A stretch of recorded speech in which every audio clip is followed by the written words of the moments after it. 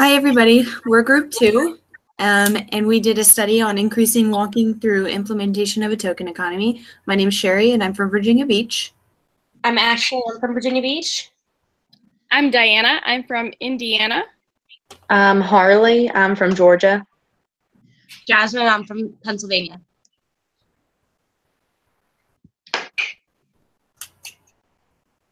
All right, we are going to start with the literature support. And the first article that I found was by Rebecca Bernard called Token Economy to Increase Exercise on Children with Cystic Fibrosis. This study examines the effectiveness of a token economy to increase aerobic exercise in children with cystic fibrosis, or CF. As we all know, any kind of illness is always difficult to digest. What is harder is the pain that comes along with it. In the article, 3 females with CF participated. A single subject ABAB design was used, and in order to measure how difficult the activities were for the children, they used a scale called Children's Omni.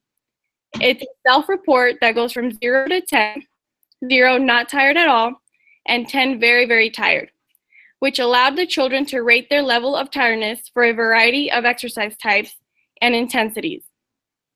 For their token economy, the children earned prizes for the amount of points they received when completing an exercise.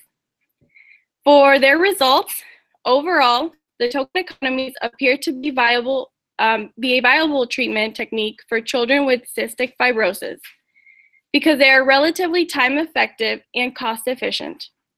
Moreover, token economies are easy to understand and implement. Given the extensive treatment regimen for children with cystic fibrosis, it is important for treatment to be beneficial without causing too many additional demands on the family or the child. Therefore, the token economy that they used met both of these criteria. They required little extra work on the family, and overall the results showed that they effectively increased the exercise. So the second article that I found that supported our study called Effects of Token Reinforcement on Physical Activity and Intrinsic Motivation by Andrew Alstolt, I believe. The purpose of this study was to examine the effects of extrinsic rewards administered as a token economy. They used 2 schedules of reinforcement. They used a fixed interval, and they used a schedule, a variable interval schedule. This was on the intensity of riding a stationary bicycle, as well as its influence on intrinsic motivation for engaging in physical activity. The participants in this study had to ride a bike for several 20-minute sessions. During their baseline, participants rode for 20 minutes without reward, and then during the first token sessions, participants were rewarded 1 token for every minute above their 10% baseline mean. This article found that token economies can be useful in improving the physical activity of those who are reinforced. However, to improve performance while increasing or maintaining intrinsic motivation, physical activity professionals should consider introducing extrinsic rewards to improve the behavior and subsequently withdrawing them systematically. And then we found a third article to support our study. The third research article I found called The Effects of Token Economy on Distance Walked by Senior Citizens in a Retirement Center by Jay Wiggum. So for this study, again, as we all know, physical activity comes with many benefits. And this study examined how effective the approach developed by researchers to increase exercise behavior in senior citizens would be. And this was done again by using a token economy. So the participants in this study were 6 females between the ages of 70 to 92. And there were 3 different criteria that they had to meet before being able to participate in the study. 1, able to walk unassisted. 2, no known cardiovascular or physiological problems. And the 3rd was no vacation planned during the duration. So their token economy program consisted of accumulating tokens or points in which may be exchanged for certain privileges. Either food items or social recognition was the 2 reinforcers that they would get. Their study was conducted on a daily basis, kind of just like our study, but ours was done Monday through Friday. And they completed the baseline and intervention phases. For their results, all 6 participants increased their walking behavior from the baseline phase to the intervention phase by 56%, with the average being 85%. Therefore, the study's results showed that the token economy is effective in increasing exercise behavior in senior citizens. That was the 3rd literature support. Now Harley will continue with the 4th article. The 4th article that we found in the supporting literature looks at the effects of peer-administered token economy on 2nd grade physical education students' overhand throw performance. The purpose of this study was to examine the effects of a token economy on the overhand throw when the token economy is administered by a peer rather than an adult or instructor. The design used was an alternating treatment design, and the results indicated by the graphs that all 7 participants showed response differentiation between baseline and token economy sessions, a functional relationship between the administration of token reinforcement and an improvement in overhand throw performance is evident in each of the participants.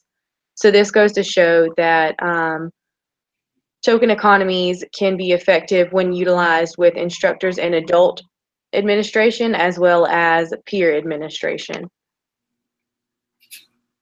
The last article that we found for our supporting literature discussed the effects of peer-administered token reinforcement on jump rope behaviors. So this is just another extension that supports that the use of the token economies and reinforcers provided by peers is a effective measure when administering these types of interventions. So the purpose of this current study was to examine the effects of the peer-administered token economy on jump rope behaviors for elementary physical education students. This study also used an alternating treatment design and showed that when tokens are paired with reinforcers, it can increase jump roping behaviors as well as any type of physical activity behaviors. The author concluded that the token economy system in physical education classes was effective in increasing the number of jump rope practice trials in 9 out of 10 3rd grade participants. So next we will look and examine the original study.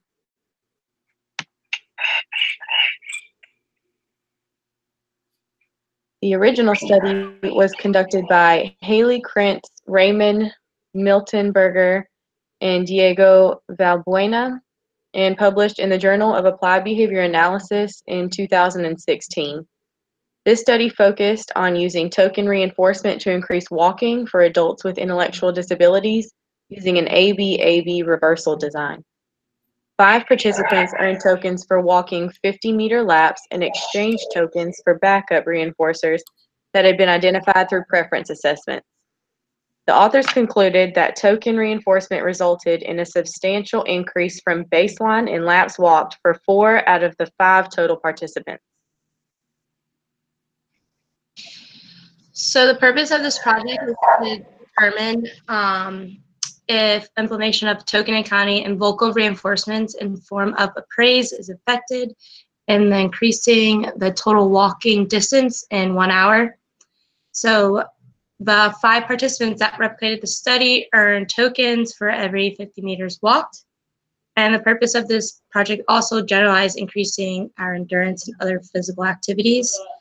So doing this study, it can help have a lot of benefits by contributing serious health problems, including like diabetes, hyperextensions, diseases, and all that.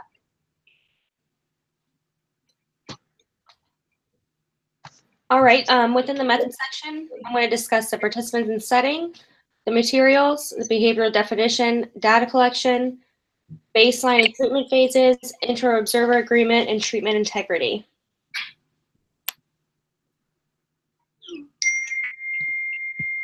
There's a total of 5 participants, all females, and the setting took place in an individualized setting for each participant, usually within their neighborhood.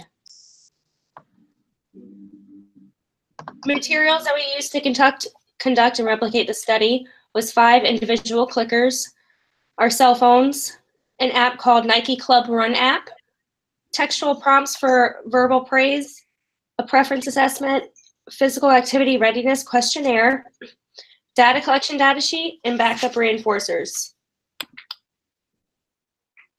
Our target behavior that we are working on increasing is walking through implementation of a token economy. Walking is defined as movement at a constant pace by lifting and setting down each foot in turn. Walking does not include having both feet off the ground at once or a body that is not in motion. We measured how many meters walked in 1 hour. A meter is defined as the fundamental unit of length in the metric system, equal to 100 centimeters or approximately 39.37 inches. And the total duration we walked was an hour. An hour is defined as a period of time equal to a 24th part of a day and night and divided into 60 minutes. Data collection that we used to measure the duration and the sessions that we walked was used with the via Nike Club Run app and the number of 50-meter laps walked in 1 hour. We also documented our data on our data collection sheet for the total duration walked and the frequency of 50 meters walked in 1 hour.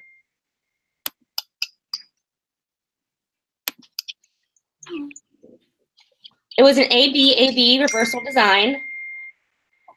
Baseline consisted of each participant walked for a total duration of 1 hour. During this hour, each participant utilized the Nike Club Run app to record the total miles walked in 1 hour.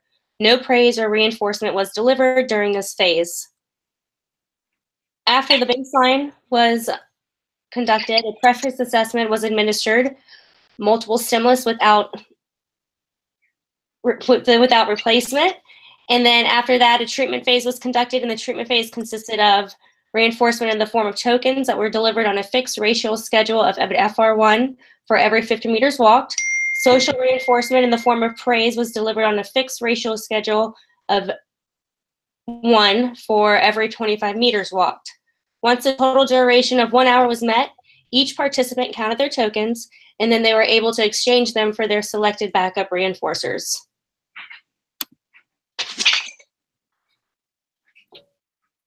IOA was collected by dividing the number of agreements of 50 meters walked in 1 hour over the number of agreements and disagreements, and then it was multiplied by 100. Reliability, each participant was assigned a partner to calculate the total count IOA for each session.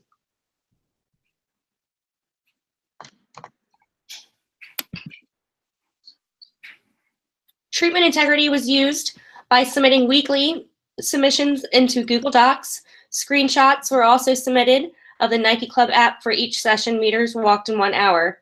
Pictures of clickers with the number of tokens earned in each session was also uploaded into the Google document, and documentation of duration and meters were actually documented as well on the data sheet.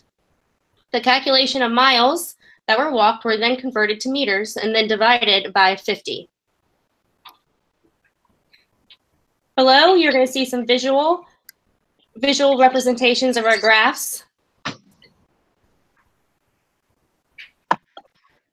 The first graph shown is my graph. I am Harley.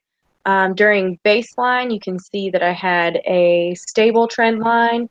It was an increasing trend.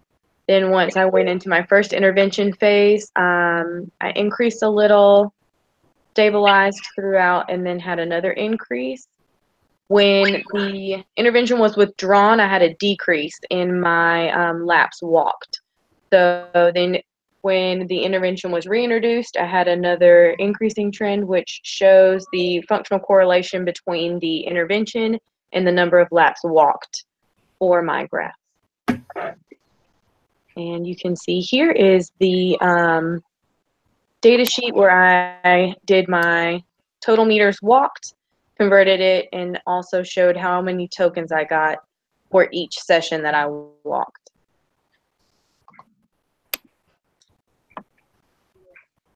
During the baseline phase, you can see I averaged probably about 80% of laps walked through implementation of the token economy. It increased to about 90% or 90 laps walked. Then we reversed it back down to baseline. It actually decreased. It went back to a stable about 80 laps walked an hour. And then through implementation of the token economy again, it increased to almost 100 laps per hour. Here are my data for all the sessions. All right, and in my graph, you see that in baseline, I was very stable, and then going to the token economy, it was very stable, and then I decreased, and then went to baseline. You see that I decreased more, and then going back to the token economy, it went back to a stable graph. And then my data. You see that I was in the range of 100 the entire time. Okay, here is my graph. There it is. And as you can see on baseline, I start off really low and it's increasing. I average about 46% on baseline, and then for when we implemented the token economy, you can see a huge increase in the middle of the week, and there I averaged about 74%. When we went back down to baseline, I went down to 71%.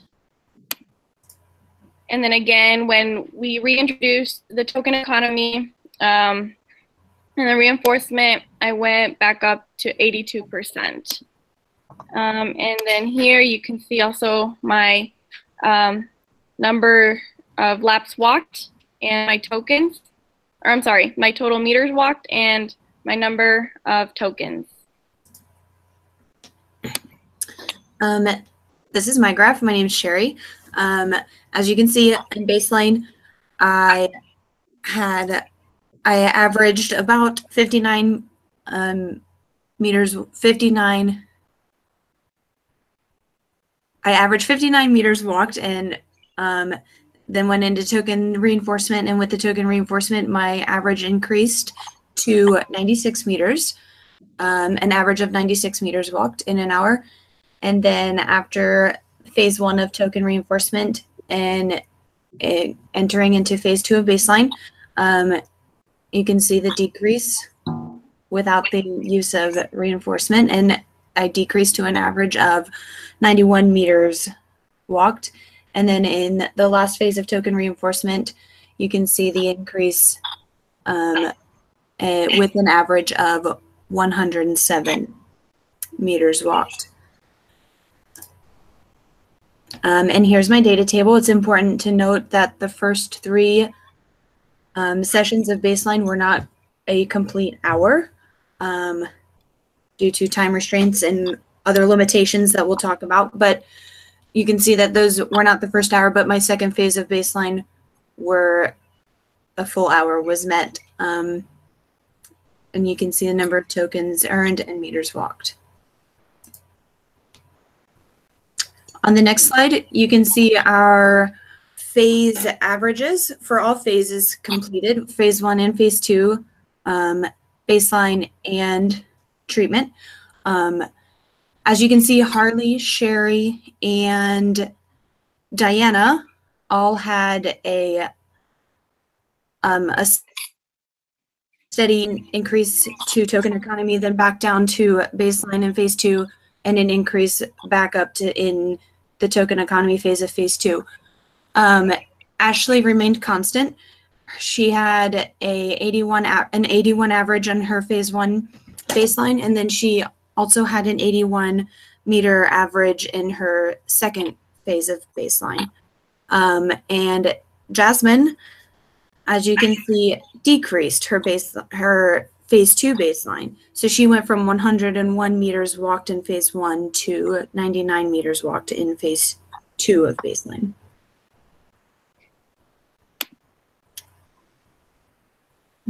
Next, we have our preference assessment results. At the beginning of our study, we each took our preference assessment to set up a reinforcement system for ourselves.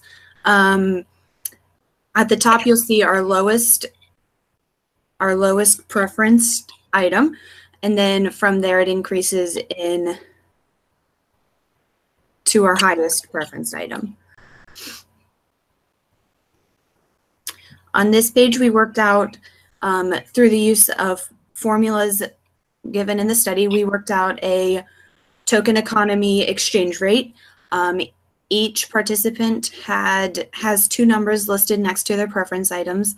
And the first number is representation of how many tokens would be needed to exchange to receive that item. The first number was determined by taking the average of your baseline in phase 1. And then the last item, the highest preferenced item, was taken by using the three numbers in your baseline phase 1 and multiplying it by 5. And then that was repeated again in phase 2 of baseline, where we hope to see an increase. And again, in Sherry, Ashley, and Harley's data, we saw an increase in phase 2. The same formulas were completed for those. Also, you'll see the percent of selected reinforcers in phase 1. Not all items were selected by all participants. And not all items selected in phase 1 were selected in phase 2. For example, we can look at, let's look at Diana. So Diana picked her York candy 30% of the time in phase 1, pizza 30% of the time in phase 1, and chocolate chip muffin 35% of the time, and a Coke 5% of the time in phase 1. But after token reinforcement and implementation of the second round of baseline, she decided to choose pizza 50% of the time in phase 2 and Coke 50% of the time in phase 2.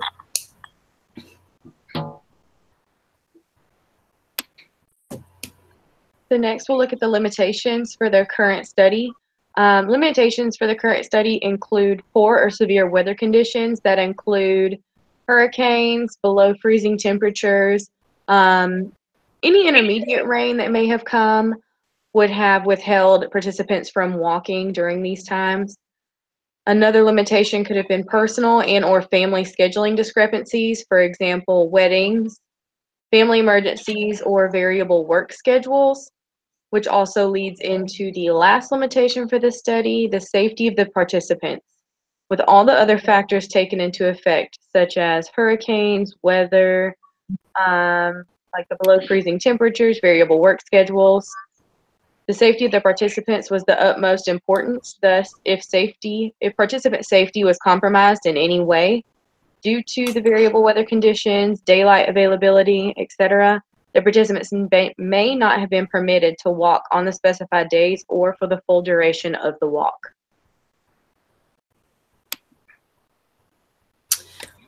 So as you can see throughout our study, token reinforcement was effective. So there was an identified functional relationship across all participants. With that, maintenance may be difficult without the implementation of token reinforcement, as noted on each participant's graph of the decrease in meters walked without reinforcement. But all participants aligned with the original study and had a functional relationship. It's also important to note, as we walked a total of 6 days in baseline, 3 days in phase 1, 3 days in phase 2, and a total of 10 days in treatment, 5 days in phase 1 and 5 days in phase 2. At the end of our study, each participant completed a social validity questionnaire, and